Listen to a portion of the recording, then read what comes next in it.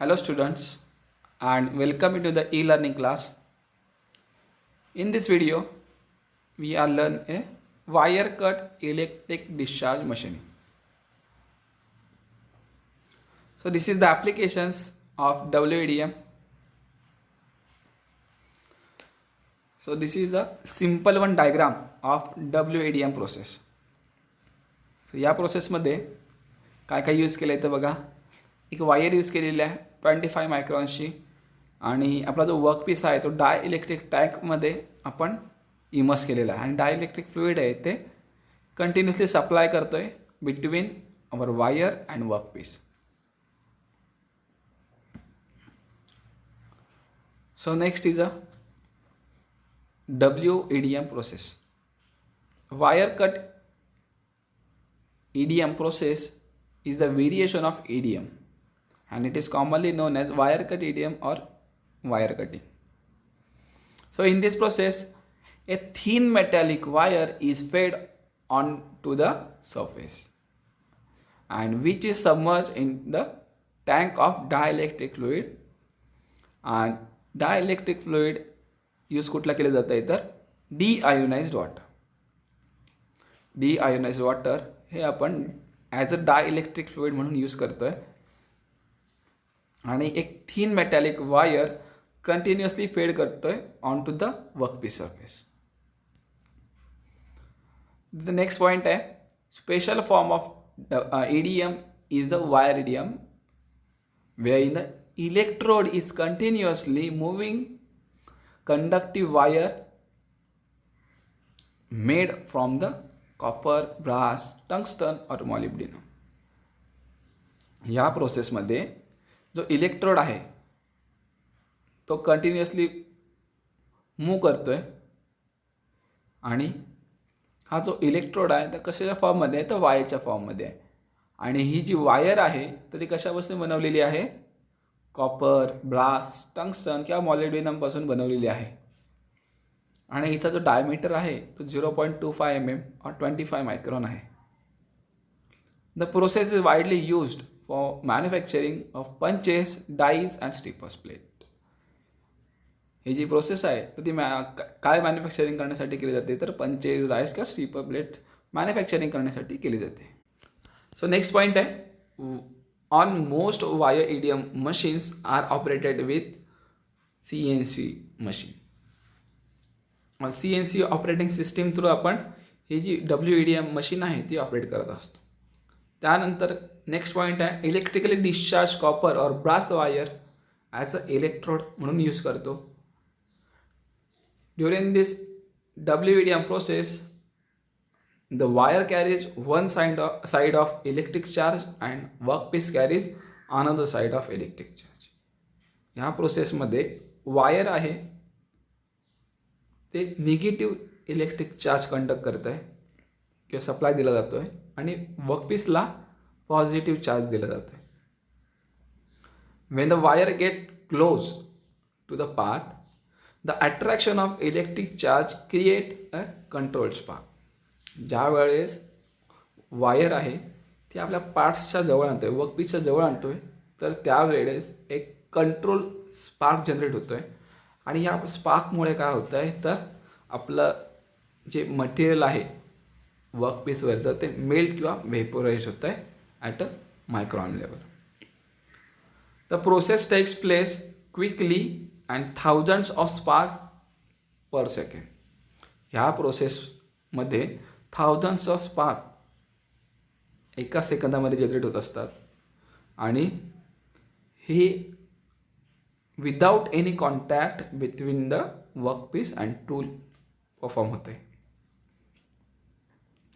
The next point आहे the spark erosion occurs along the entire length of the wire adjacent to the workpiece.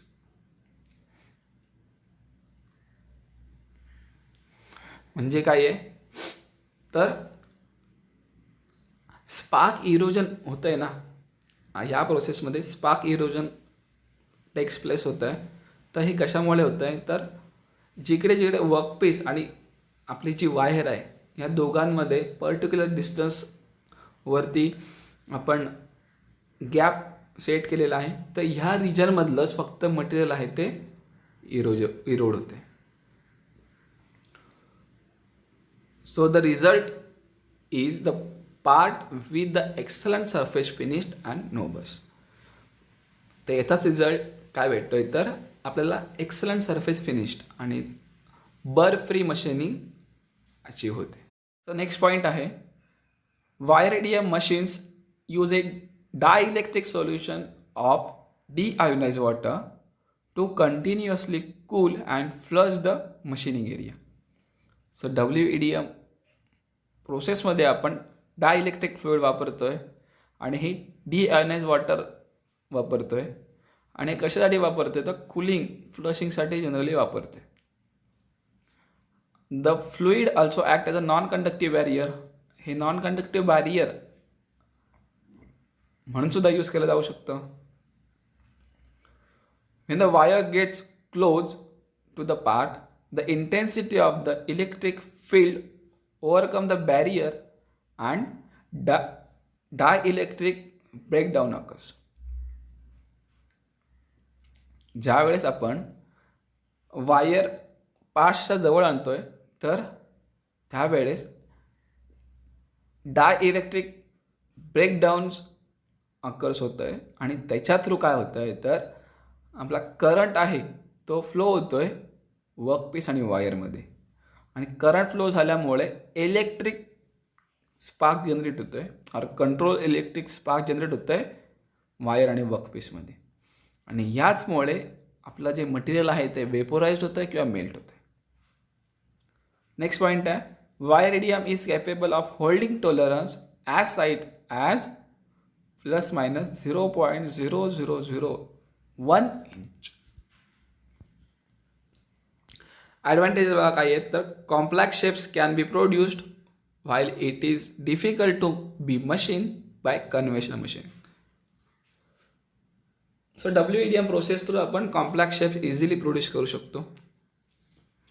Then extremely hard material can be cut with tight tolerance. Extremely hard मटेरियलसुद्धा आपण accurately cut करू शकतो. Good surface finished can be obtained and the part can be machined without perceivable distortion. हे perceivable distortion येत नसतं ह्या WEDM प्रोसेसमध्ये, कारण की आपल्या वर्कपीस आणि टूलमध्ये डायरेक्ट कॉन्टॅक्ट येत नसतो, त्यामुळे डिस्टॉर्शन येत नाही. देन द डिसएडव्हान्टेजेस काही आहेत तर this machining is employed in electric conductive material only. Electrically conductive मटेरियलसाठीच ही ॲप्लिकेबल आहे. MRR is low in a case of WEDM as compare to the conventional machining process. Then unwanted erosion and over cutting of material can occurs. Unwanted erosion आहे ते कधी कधी होत असतं किंवा ओव्हर कटिंग आहे तर ती कधी कधी होऊ शकते. Then surface roughness is affected by high rate of material removal. ज्यावेळेस आपण MRR जर का वाढवायला गेलो तर सरफेस फिनिश्ड आहे तर त्याच्यावरती इफेक्ट होतो. देन द ॲप्लिकेशन्स काय आहेत तर aerospace, medical, electronics and semiconductor applications, tool and die making industries and for cutting the hard extrusion dies. Okay, thank you.